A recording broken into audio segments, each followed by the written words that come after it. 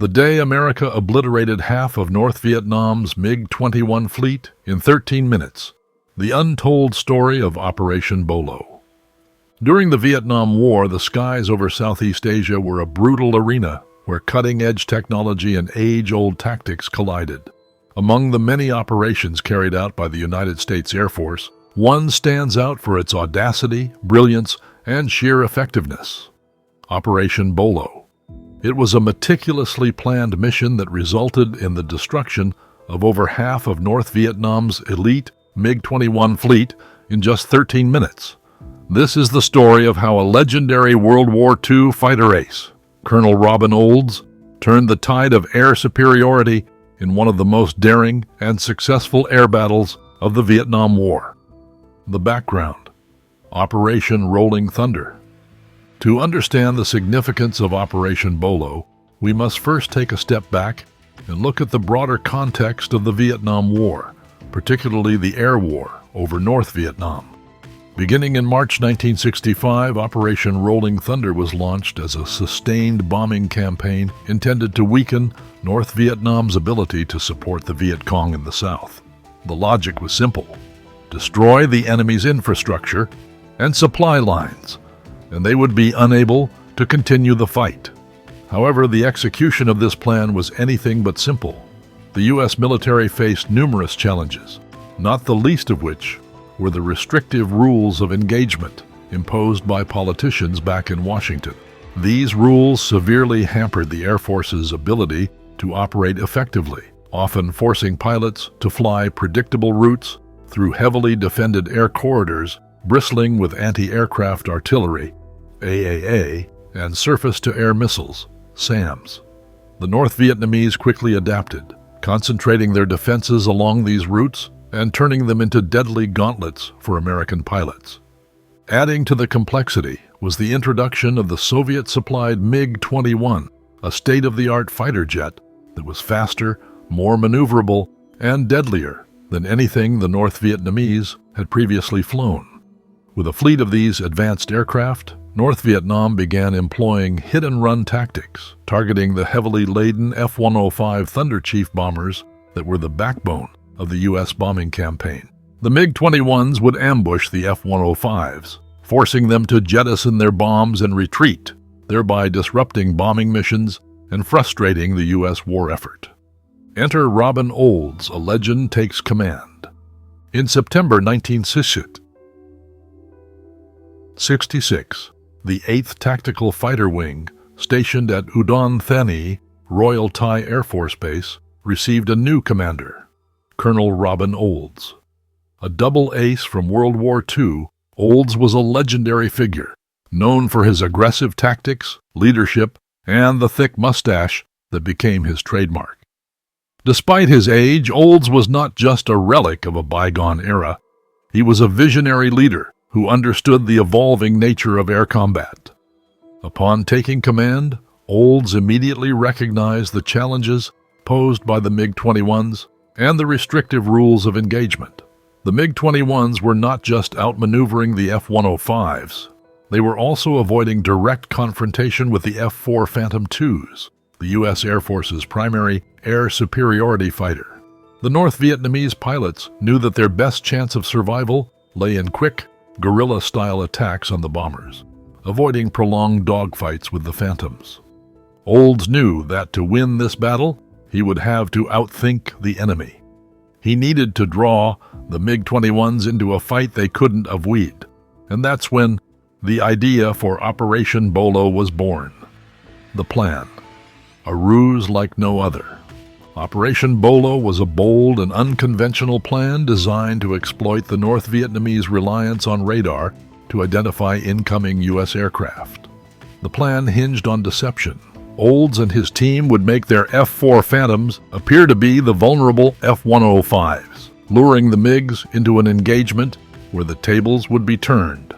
The first step was to modify the F-4s. Normally, the F-105s carried electronic jamming pods to disrupt enemy radar and SAM sites. Olds had these jamming pods fitted onto the F-4s, making them emit the same electronic signature as the bombers.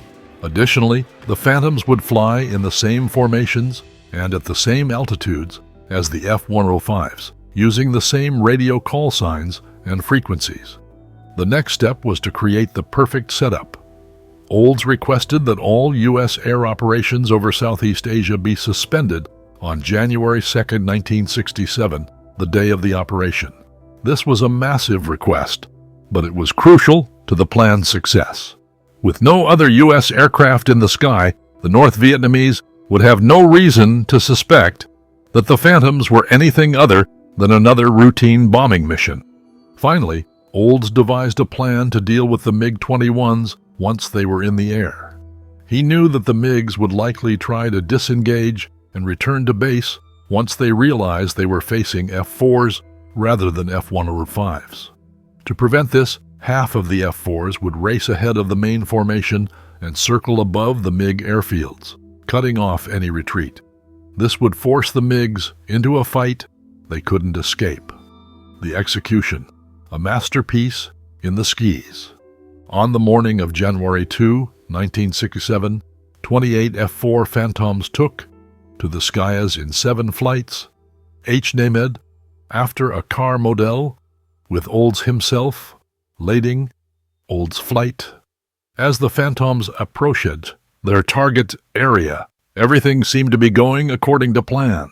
The North Vietnamese radar operators, detecting what they believed to be a group of F-105s, scrambled their MiG-21s to intercept. The first contact came as Olds spotted a MiG-21 streaking across the sky. He immediately split his flight into 2 groups, diving after the MiG. But as he launched his missiles, both lost their lock, and the MiG disappeared into the clouds. Moments later, another MiG flashed by, and Olds executed a daring maneuver, a vector roll, a classic dogfighting technique from World War II that flipped his aircraft around and put him on the tail of the MiG. With a burst of cannon fire, Olds scored the first kill of the day. Meanwhile, chaos erupted across the skies as more MiG-21s engaged the Phantoms. The North Vietnamese pilots quickly realized they had been duped, but by then it was too late. The F-4s, trained for air superiority, were more than a match for the MiGs in close combat. Within minutes, the Phantoms had shot down several MiGs, with Olds and his men demonstrating the kind of aggressive, close-quarters dogfighting that had made him a legend. Over the next 13 minutes, the air battle raged.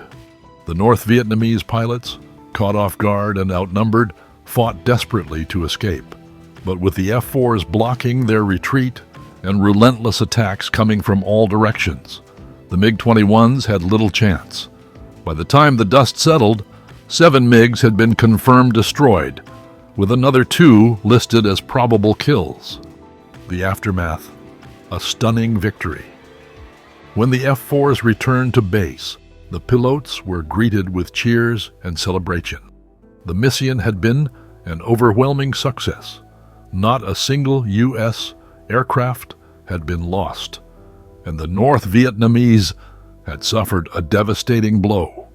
With as many as 9 MiG-21s destroyed, Operation Bolo had effectively wiped out over half of North Vietnam's most advanced fighter fleet in a single engagement. The impact of Operation Bolo was immediate and profound. The loss of so many MiG-21s forced the North Vietnamese to drastically scale back their air operations. For months after the battle, U.S. bombers faced significantly less resistance in the skies, allowing them to carry out their missions with greater effectiveness. But the significance of Operation Bolo went beyond the immediate tactical gains. It was a testament to the power of innovation and adaptability in warfare. Robin Olds had taken a seemingly insurmountable problem, the MiG-21 threat, and turned it into an opportunity to strike a crippling blow against the enemy. His boldness, creativity, and leadership not only saved countless American lives, but also changed the course of the air war over Vietnam. Legacy of a hero, Robin Olds and the art of dogfighting. Robin Olds' success in Operation Bolo solidified his status as one of the greatest fighter pilots in history. But his contributions went beyond his combat record. Olds was a passionate advocate for the importance of dogfighting skills in an era when many believed that missiles and long-range engagements had rendered such tactics obsolete. His insistence on the need for close-quarters combat training, coupled with his willingness to lead by example, left a lasting impact on the U.S. Air Force. In the years following Operation Bolo, the lessons learned from the mission were incorporated into pilot training programs, ensuring that future generations of fighter pilots would be prepared for any situation they might encounter. Old's leadership also inspired a new generation of aviators, many of whom would go on to serve with distinction in conflicts around the world. Conclusion: the enduring lessons of Operation Bolo. Operation Bolo remains one of the most successful and innovative air combat missions in history. It demonstrated the power of deception, the importance of adaptability, and the value of experienced leadership in the chaotic environment of war. For Robin Olds and the men of the 8th Tactical Fighter Wing, it was a day that would forever be etched in the annals of military history. As we look back on this incredible story, we are reminded that even in the most challenging circumstances, ingenuity and determination can lead to victory. Operation Bolo was not just a triumph of tactics, it was a triumph of the human spirit, a testament to what can be achieved when great leaders refuse to accept defeat and instead find a way to turn the tide in their favor. With the skies of Southeast Asia once again safe for American bombers, the legacy of Operation Bolo lives on. Sumbos as a shining example of what is possible when the right people are in the right place at the right time, ready to do whatever it takes to win.